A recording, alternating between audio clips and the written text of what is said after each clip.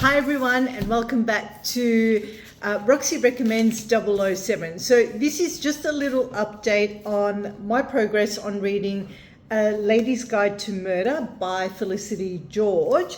So I'll just read the little blurb on the back just to remind everyone about the storyline. So, two sworn enemies, one inconvenient truce.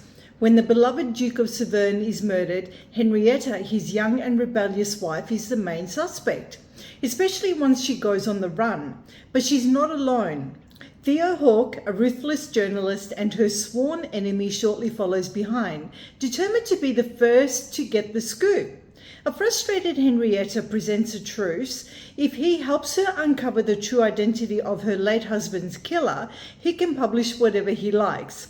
But when the inconvenient truce begins to cause inconvenient feelings, it's not just Henrietta's reputation at stake, but her heart too. Okay, so my initial thoughts so far.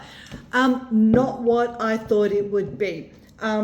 It's that element of like romance, that spicy element, let's say. I thought it was a bit funny. It's not, I don't know. Is it what they did back then? Like, it's based around the era of the suffragettes, yeah? And I don't know. I mean, I didn't grow up in that era. I don't know. I don't know how people behaved romantically. You know, it's kind of like funny in a way, I thought, so far. It's very interesting in in the way that the romance and you know, forbidden love, perhaps the way it's portrayed. I thought it was funny. I keep comparing this book to Downton Abbey, you know, the TV series, which I absolutely loved. And maybe that's wrong. I don't know. But it's not what I thought it would be. So it begins, the first thing I didn't like about it is that the initial, 3 pages or 2 or 3 pages, you have like every character and their role in the novel is described, is given to you. Now, I love to just jump into a book and read it and then discover and uncover each character as I read the novel. And it kind of like put a dampener on it for me, because I thought, oh no, is it going to be difficult to read because, you know, you're giving me, you know, an outline about each of the characters in the novel. I don't know. So it was kind of like, oh, okay, I don't know what to expect. And I don't know if I like the characters.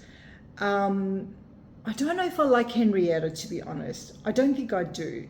She's very self-entitled, you know, came from a middle-class family, married, you know, a duke, is in high society. She does something to damage her reputation, but her husband, until his death, protected her. You know, then she needs to, you know, fight for her wealth. And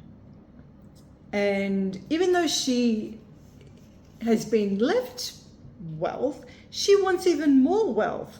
And she's fighting against Percival, who's the main inheritor of the Duke of Severn, her husband.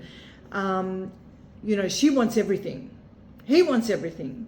So you know, that's the storyline basically. She's trying to prove her innocence to him and society, that she's not the murderess of her husband.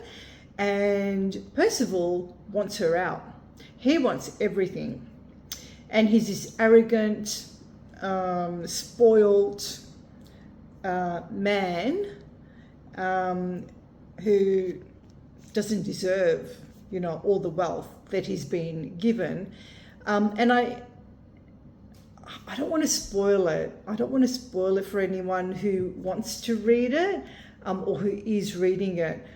But it's just not, it's kind of like some of the romantic, let's say, parts, it kind of was a bit funny for me. I guess maybe that's just how people behaved back then. I don't know. You know, that shock, like, oh, you touched my hand.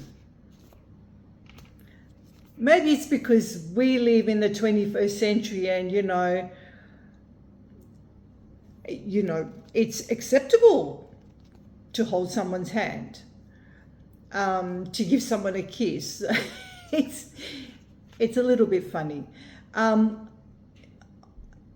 Theo Hawke, the journalist,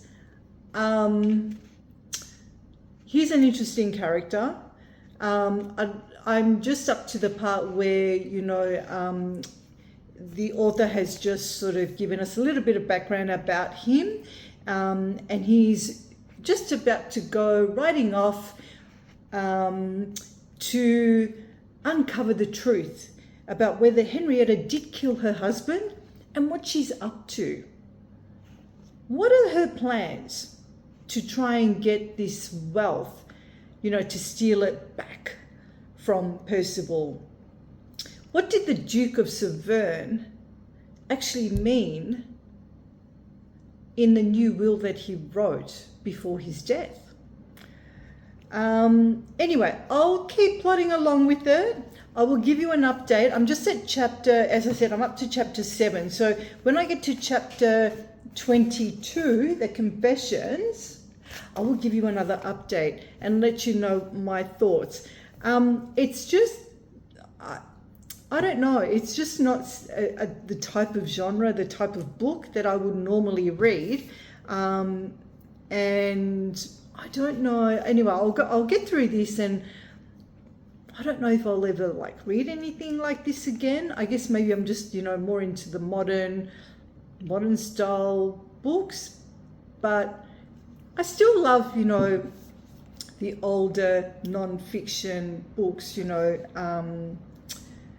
that were written, you know, Jane Austen and whoever and so forth. But yeah, I don't know. I don't know whether this is for me. One person who I think I would love to hear their thoughts on this is Mike, Nicola's dad. I think I'll pass this on to you. Have a go at it. Let me know your thoughts. If you would like to read it. Anyway, so there's a challenge for you. Anyone else that is reading it or has read it, let me know your thoughts, because yeah, it's very different to what I thought it would be. And normally, like, if I love a book, I'll just like read it in like no time. I am sort of like time short because I have recommenced my studies at uni, so I am doing a Master of Environment. So, you know, I'm reading a lot of academic literature, and maybe that doesn't help. Maybe because it's got that historical element, and I'm expecting maybe a little bit more on the era that it's based in. I don't know.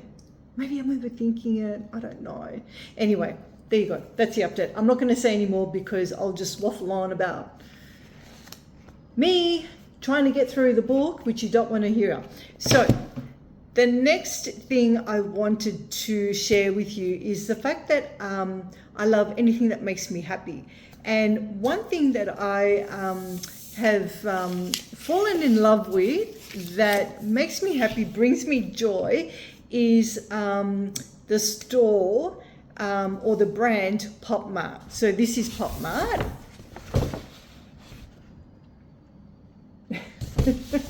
And Pop Mart is a store where they have, you know, these little, like, you know, these little fluffy dolls that everyone's into, the Labubus and all these other different characters, you know, that a lot of people love, across all ages, really. It's not just for the younger generations.